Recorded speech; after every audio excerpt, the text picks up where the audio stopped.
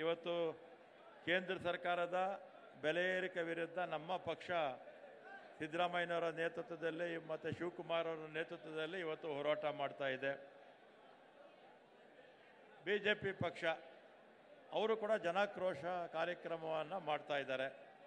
ಸುಮಾರು 4-5 ದಿವಸದಿಂದ ಬಿಜೆಪಿಯವ್ರಿಗೇನಾದರೂ ಮಾನ ಮರ್ಯಾದೆ ಇದ್ದರೆ, ನಾಚಿಕೆ ಮಾನ ಮರ್ಯಾದೆ ಅನ್ನೋದು ಏನಾದರೂ ಇದ್ದರೆ ಕೇಂದ್ರ ಸರ್ಕಾರದ ವಿರುದ್ಧ ಹೋರಾಟ ಮಾಡಬೇಕು ಅವರು. ಯಾಕಂದರೆ ನರೇಂದ್ರ ಮೋದಿಯವರು 2014ರಲ್ಲಿ ಪ್ರಧಾನಮಂತ್ರಿ ಆದರು. ಅದಕ್ಕಿಂತಲೂ ಮುಂಚೆ ಬಿ ಜೆ ಪಿ ಪಕ್ಷ ಗ್ಯಾಸ್ನ 200 ರೂಪಾಯಿ ಕೊಡ್ತೀವಿ ಅಂತ ಸುಳ್ಳು ಹೇಳಿದರು ಜನಕ್ಕೆ. ಪೆಟ್ರೋಲ್ನ 40 ರೂಪಾಯಿ ಕೊಡ್ತೀವಿ ಅಂತ ಹೇಳಿದರು.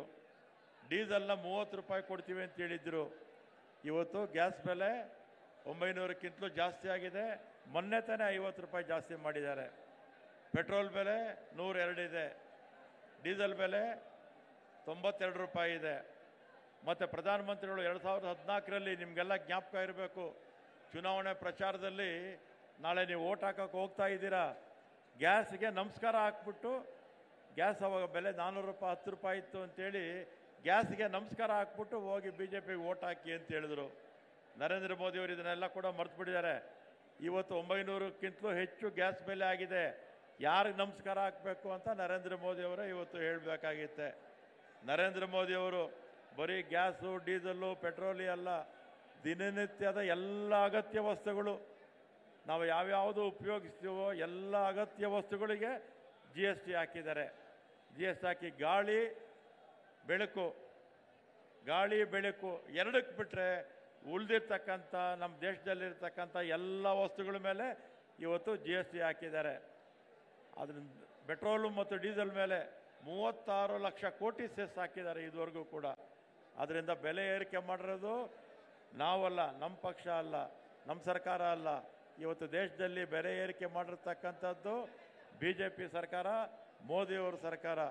ಆದ್ದರಿಂದ ಇವತ್ತು ಬೆಲೆ ಏರಿಕೆ ಮಾಡಿದೆ ಅದೆಲ್ಲ ಕೂಡ ಕಡಿಮೆ ಮಾಡಬೇಕು ಅಂತ ಕೇಂದ್ರ ಸರ್ಕಾರಕ್ಕೆ ಒತ್ತಾಯ ಮಾಡ್ತೀವಿ.